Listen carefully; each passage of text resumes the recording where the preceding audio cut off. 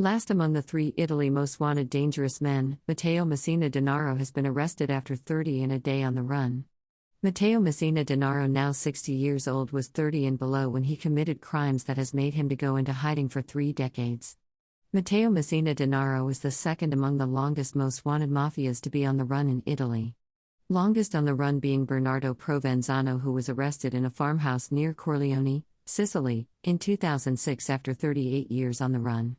Details of Matteo Messina Denaro crimes, convictions and security operative search operations against him are presented by Associated Press, AP news agency below. Italy's #1 fugitive, a mafia boss convicted of helping to mastermind some of the nation's most heinous slayings, was arrested Monday when he sought treatment at a private clinic in Sicily after 3 decades on the run.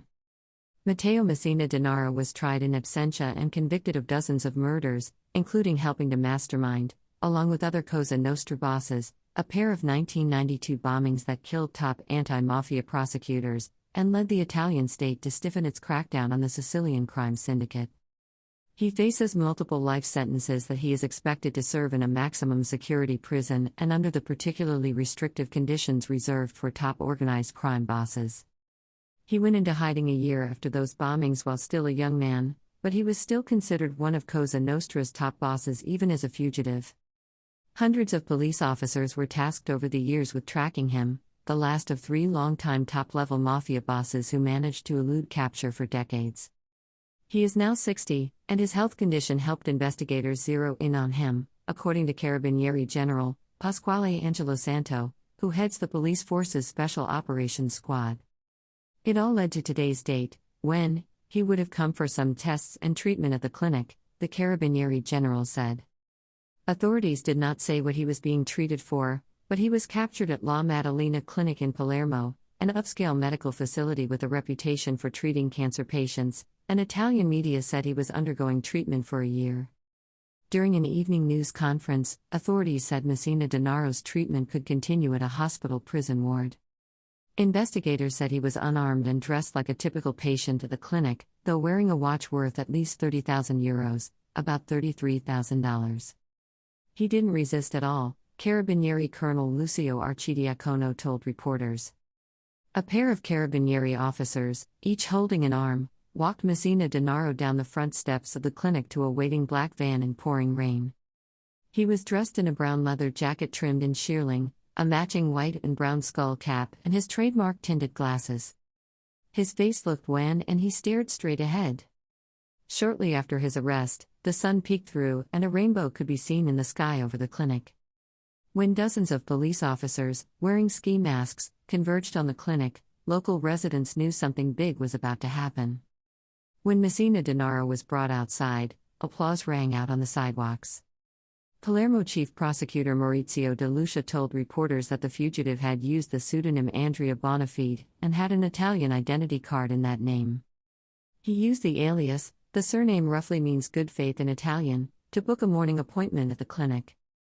In addition to convictions for the killings of prosecutors Giovanni Falcone and Paolo Borsellino, he was also found guilty of killing Falcone's wife and several of their bodyguards, as well as the grisly murder of a mafia turncoat's young son, who was abducted and strangled before his body was dissolved in a vat of acid.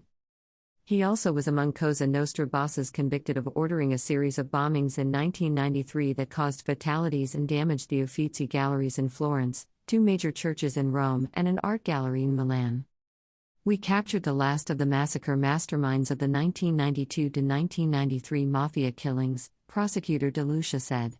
It was a debt that the Republic owed to the victims of those years. Italian Premier Giorgia Meloni tweeted that Messina Denaro's capture is a great victory of the state, which shows that it doesn't surrender in the face of the mafia. Monday's arrest came 30 years and a day after the January 15, 1993, capture of mafia boss of bosses Salvatore Totorina, in a Palermo apartment, after 23 years on the run. Messina Denaro went into hiding during the summer of that year. The Italian mafia boss who set the record for the longest time on the run was Bernardo Provenzano. He was captured in a farmhouse near Corleone, Sicily, in 2006 after 38 years as a fugitive. Once Provenzano was in police hands, the hunt focused on Messina Denaro, who managed to elude arrest despite numerous reported sightings, including in northern Italy.